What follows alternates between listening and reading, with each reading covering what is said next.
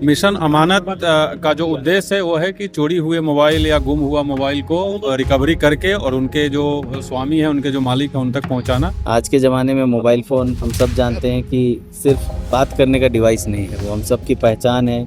हम सब का उसमें सीक्रेट, प्राइवेट, निजी फ़ोटोज़ होते हैं, बैंक डिटेल्स होते हैं। तो इन सब कारणों से मोबाइल बहुत ही इम्पोर्टेंट डिवाइस हो जाता है। बहुत खुशी की बात है कि अब धनबाद जिला की टीम ने उसको ज़मीन को खोजा और चिन्हित किया, और साथ साथ उसमें जो भी लीगल प्रॉब्लम्स थे, कुछ क्लेम्स थे, वो सब को सॉल्व करने के बाद हम लोगों ने ज़मीन ट्रांसफ़र किया है। पहली बार इतनी बड़ी संख्या में हम लोग मोबाइल अमानत के तौर पर उनको वापस की, जिनकी वो एक्चुअल में ओनरशिप थी।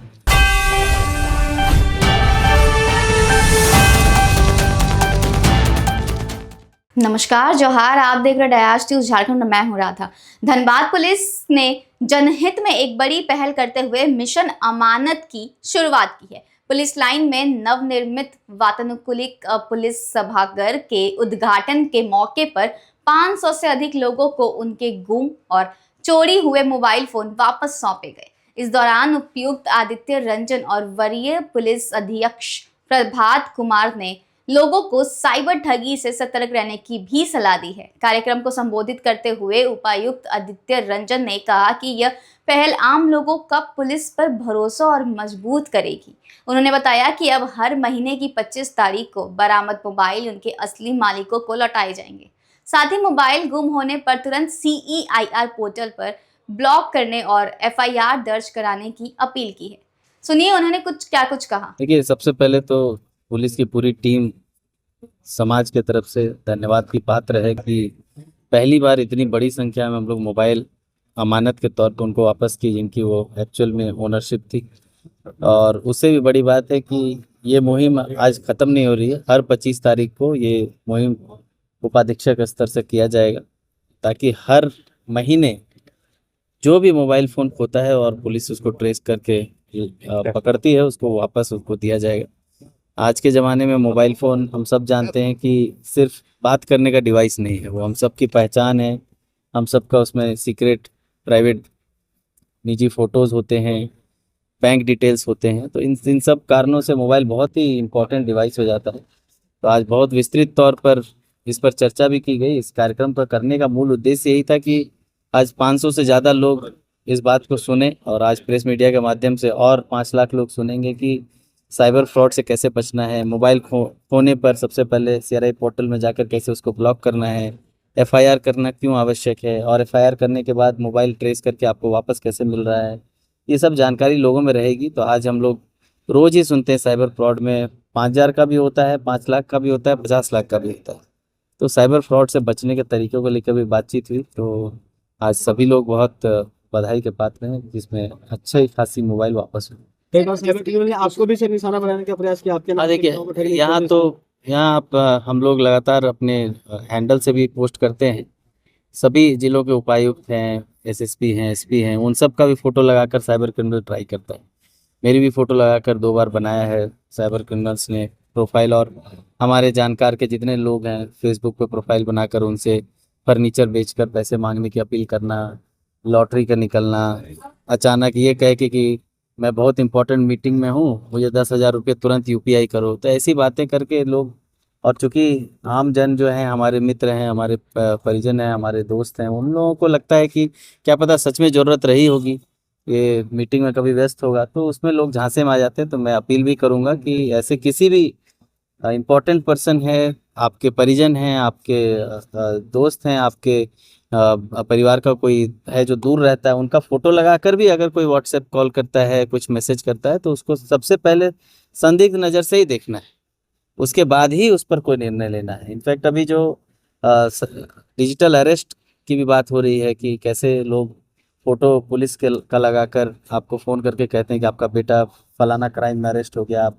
इतना पैसा दीजिए ताकि हम लोग इसको मैनेज करें। तो ये सब बातें आती है, तो वो प्योर साइबर क्रिमिनल्स की ये सब चाल है, इससे बचें। और स्वयं मेरा कहना है कि इस तरह की बातों में आप एक ही बात कहें कि हमको स्वयं मिलना है आपसे, हमको सामने आइए, हम आपको जो बात कह रहे हैं सामने आके करें। फ़ोन पर कोई ट्रांजेक्शन, कोई लिंक, कोई भी वीडियो टच नहीं करें जब तक कि आप पुष्टि नहीं हो जाए कि ये आपका जेन्युइन पर्सन है। सर, मिशन अमानत से आज इस सभागार की शुरुआत हुई है, ऐसे और कितने सभागार मिलेंगे? ये धनबाद में एक बड़ा टाउन हॉल जिला परिषद का है, पर वो जनरली इंगेज रहता है क्योंकि धनबाद बड़ा जिला है। यहाँ कार्यक्रम भी बहुत होते रहते हैं, प्राइवेट कार्यक्रम भी होता है, तो यहाँ पर टाउन हॉल और होने चाहिए। तो अभी आज बहुत खुशी की बात है कि पुलिस लाइन में एक बड़ा सभागार 200 प्लस कैपेसिटी का, 250 कैपेसिटी का बन गया है और हॉल बनने वाला है। अभी नगर निगम की तरफ से आमाघाटा में हम लोगों ने एक बड़ा टाउन हॉल 1200 कैपेसिटी का अभी सैंक्शन किया है। राज्य सरकार से उसका टेंडर होना है। साथ ही साथ कलेक्ट्रेट परिसर में भी एक हॉल अभी निर्माणाधीन है, मुझे लगता है कि 15 अगस्त के आसपास उसका भी हम लोग उद्घाटन कर देंगे। इसके अतिरिक्त जो है रविंद्र भवन जो है नया डीएमसी मॉल के बगल में बन रहा है, उसका भी हॉल लगभग कंप्लीट है, उसका भी अब उद्घाटन होगा, उसका भी काम शुरू होगा।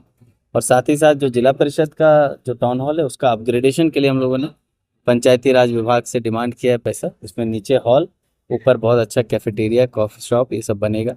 ये सब आते ही धनबाद में जो कमी है एक जगह बैठकर कुछ कार्यक्रम करने की और सरकारी गैर सरकारी संस्थाओं को जागरूकता का भी कार्यक्रम करने के लिए, हम भी जानते हैं कि प्राइवेट में अगर वो जाएंगे तो उनको लाखों रुपए खर्च होगा, इसके लिए बहुत मददगार साबित है। शिफ्टिंग का कोई कहीं जगह मिला है क्या? हाँ, हम लोग पंडुकी मौजा में ऑलरेडी ज़मीन जो है ट्रांसफ़र कर दी है और महालेखाकार को चला गया है चिट्ठी, और जल्द ही मुझे लगता है कि अगर वहाँ से आ जाएगा तो हम लोग उसको बाउंड्री करेंगे। उसकी मंजूरी मिलनी बाकी है? नहीं, लैंड का रिक्विजिशन आपको भी पता है 2001 से किया हुआ था और सालों से लंबित था। बहुत खुशी की बात है कि अब धनबाद जिला की टीम ने उसको ज़मीन को खोजा और चिन्हित किया, और साथ साथ उसमें जो भी लीगल प्रॉब्लम्स थे, कुछ क्लेम्स थे, वो सब को सॉल्व करने के बाद हम लोगों ने ज़मीन ट्रांसफ़र किया है। जल्द से जल्द वहाँ काम शुरू हो जाएगा तो फिर वो अच्छा कितनी जमीन वहाँ पर ट्रांसफर होगी?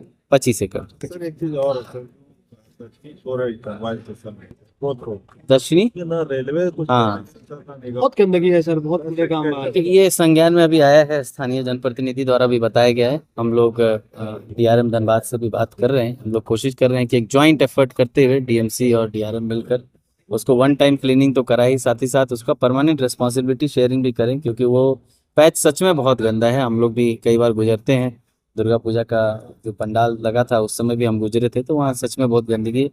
और साथ ही साथ हम लोग आरपीएफ से भी अभी बातचीत करेंगे कि वहाँ किसी तरह की दुकान नहीं लगे, क्योंकि वो प्रॉपर्टी पूरी रेलवेज की, उसका संरक्षण, साफ सफाई, देख रेख उनको करना है। ऑफकोर्स जिला प्रशासन उसमें हमेशा तत्पर खड़ा है उनकी मदद के लिए और काम करने के लिए। तो हम लोग एक कोऑर्डिनेटिव एफर्ट से उसको ठीक करेंगे। सर नवाडी में बहुत सारे लोग। वहीं वरीय पुलिस अधीक्षक प्रभात कुमार ने बताया कि इस अभियान में हाल के मामलों के साथ साथ पुराने वर्षों के भी कई मोबाइल बरामद किए गए हैं। उन्होंने कहा कि अलग अलग थानों की संयुक्त कार्रवाई से कई मोबाइल चोर गिरोहों को भी खुलासा हुआ है। आइए सुनते हैं एसएसपी प्रभात कुमार क्या कह रहे हैं। आज मिशन अमानत की शुरुआत धनबाद पुलिस के द्वारा की गई है। मिशन अमानत का जो उद्देश्य है वो है कि चोरी हुए मोबाइल या गुम हुआ मोबाइल को रिकवरी करके और उनके जो स्वामी हैं, उनके जो मालिक हैं, उन तक पहुंचाना। उसी की शुरुआत आज की गई है और आज ये पहला इस तरीके का उस शुरुआत में पहली कड़ी है, जिसमें 505 हम लोग मोबाइल रिकवर किए हैं और उनके सभी लोगों को आज हम लोग डिस्ट्रीब्यूट कर रहे हैं, जैसा आप देख रहे हैं। और ये भीड़ देख करके हम लोगों का भी मनोबल काफ़ी बढ़ा है और प्रत्येक माह 25 तारीख को इस तरीके का कार्यक्रम किया जाएगा और पूरी एक टीम जो लगातार जितनी मोबाइल गुम होता है या चोरी होती है उसको रिकवर करके महीने के 25 तारीख को हम लोग इसी तरीके का कार्यक्रम करके डिस्ट्रीब्यूट करेंगे। और इसी जो आप देखे होंगे कि इस हॉल में हमने लोगों को साइबर फ्रॉड से कैसे बचना है, मोबाइल अगर गुम हो जाए या चोरी हो जाए तो इमीडिएटली क्या करना है, उसके गुर भी लोगों को सिखाया गया है, लोगों को बताया गया है। ये सिर्फ मोबाइल लौटाने का कार्यक्रम नहीं है, बल्कि इनके मोबाइल का कई बार अपराधी लोग इस्तेमाल करते हैं, उससे बचने का भी है। पुलिस और पब्लिक के बीच में हमेशा एक डिस्टेंस रहता है। हम लोगों का नेचर ऑफ जॉब ऐसा है कि पब्लिक को कई बार लगता है कि पुलिस बहुत ही अच्छा बिहेवियर नहीं है, तो इस तरीके के कार्यक्रम से पुलिस को पब्लिक करीब से देखती है, करीब से जानती है, तो उनके मन में एक अलग तरीके का परसेप्शन, अलग विश्वास भी जगता है। तो मेरे हिसाब से बहुत ही महत्वपूर्ण कदम है और हम लोग दिन रात जो क्रिमिनल के पीछे पड़ना, उनको अरेस्ट करना, जेल भेजना, तमाम तरीके की कार्रवाई करते रहते हैं। बट इस तरीके का जो एक सॉफ्ट कार्रवाई है मिशन अमानत, इससे पब्लिक पर भरोसा, पब्लिक को हम लोगों के ऊपर भरोसा होना, पब्लिक का विश्वास जीतना और साथ ही में सबका खोया हुआ मोबाइल मिल रहा है, तो काफ़ी लोग खुश भी हैं और हम लोगों को भी इस तरीके का काम करके काफ़ी मनोबल ऊंचा होता है जब लोग अच्छी बात करते हैं। तो यही कार्यक्रम है और मुझे भी काफी किसी अच्छा व्यक्ति लगा। का अगर फोन खोता है तो सबसे पहले उनको क्या करना चाहिए? जैसे मैंने बताया कि किसी व्यक्ति का फोन खोता है तो अगर वो सक्षम है स्वयं, अगर वो कंप्यूटर से या इंटरनेट पर थोड़ा बहुत काम कर पाएंगे तो CEIR एक पोर्टल है, उस पर जा करके अपने खोए हुए मोबाइल का डिटेल्स दे करके उस पर रजिस्टर करा ले। उसके बाद उनके मोबाइल से कभी भी कोई गलत काम नहीं हो सकता है और उनके मोबाइल के रिकवरी होने का चांस काफ़ी अधिक हो जाता है। अगर जो स्वयं नहीं कर सकते हैं वो थाने में चले जाएं, थाने में भी ये सुविधा उपलब्ध कराई गई है। सभी थाने को प्रभारी को निर्देश दिया गया है कि जैसे ही कोई उनके पास इस तरीके की फरियादी आते हैं तो अपना जो कागजी कार्रवाई हो पूर्ण करते हुए CEIR पोर्टल पे भी वो रजिस्टर ये करेंगे। सब जो रिकवरी हुआ सर, इसमें बाजार भी जाना पड़ा। ये अलग अलग है, ये अलग अलग कुछ रिसेंट का है। इनफैक्ट एक आध दो मोबाइल तो ऐसा मुझे अभी रिकॉर्ड में मिला है कि 2022 का है, 2023-24 का भी है। तो बहुत पुराने मोबाइल्स हैं और अभी तक हम लोगों ने CEIR पोर्टल पर जितने मोबाइल अंकित थे उसका रिकवरी किया है। उसमें और बहुत सारे अभी बचे हुए हैं और इसके अलावा थाने में जो जिसकी एंट्री कराई गई है लेकिन उसका CEIR पोर्टल पे एंट्री नहीं है, उस पर भी हम लोग काम कर रहे हैं। उन्होंने बाहर से रिकवरी हुई है सर? कौन सा अलग अलग थाना सब से? थाना से है, धनबाद है, सरायढेला है, बैंक मोड़ है, कतरास है, गोविंदपुर है, सब जगह से अच्छी संख्या में रिकवरी मोबाइल हुई। के माध्यम से कोई से क्रिमिनल का भी पता चला है क्या? नहीं, इस मोबाइल का हम लोग कोई ट्रैक नहीं किए हैं। इस मोबाइल का कोई ट्रैक नहीं। इस मोबाइल को जो, हाँ, इस मोबाइल की रिकवरी के दौरान मोबाइल चोर गिरोह का पता चला है, उसमें कुछ लोग पकड़ाए भी हैं। उस पर और हम लोग काम कर रहे हैं क्योंकि उसमें एक अंतर्राष्ट्रीय गिरोह पता चला है जो यहाँ से लेकर के बांग्लादेश तक मोबाइल पहुँचाते हैं। तो उस पर अभी काम हम लोग कर रहे हैं, उस पर भी बहुत अच्छी सफलता मिलने की उम्मीद है। जब वो कंप्लीट हो जाएगा टास्क तो फिर से आप लोगों को बताएंगे। 25 तारीख को जो वो जगह होते एक्टिव रहते हैं, अगर लोगों को सावधान सतर्क रहना है तो कौन कौन सी जगह ऐसे हैं जिस पे आप ऐसा कोई स्पेसिफिक जगह नहीं है, वो तो जो उचक्के होते हैं उनको कहीं भी मौका मिल जाता है तो मोबाइल उड़ा लेते हैं। बस लोगों से ही अपील है कि आप लोग सावधान रहें। प्लस हम लोग हैं, कभी भी कोई दिक्कत ऐसा होता है, कोई मोबाइल चोरी होती है, कोई गुम हो जाता है, तो उसी काम के लिए हम लोग हैं, हम लोग करेंगे। धनबाद पुलिस का कहना है कि मिशन अमानत के जरिए आगे भी लगातार बरामद मोबाइल उनके वास्तविक मालिकों तक पहुंचाए जाएंगे। पुलिस ने लोगों से अपील की है कि मोबाइल गुम होने या साइबर ठगी की किसी भी घटना की तुरंत सूचना दें ताकि समय रहे कार्रवाई की जा सके। ऐसे ही तमाम खबरों के देते रहे डायास न्यूज़ झारखंड। धन्यवाद।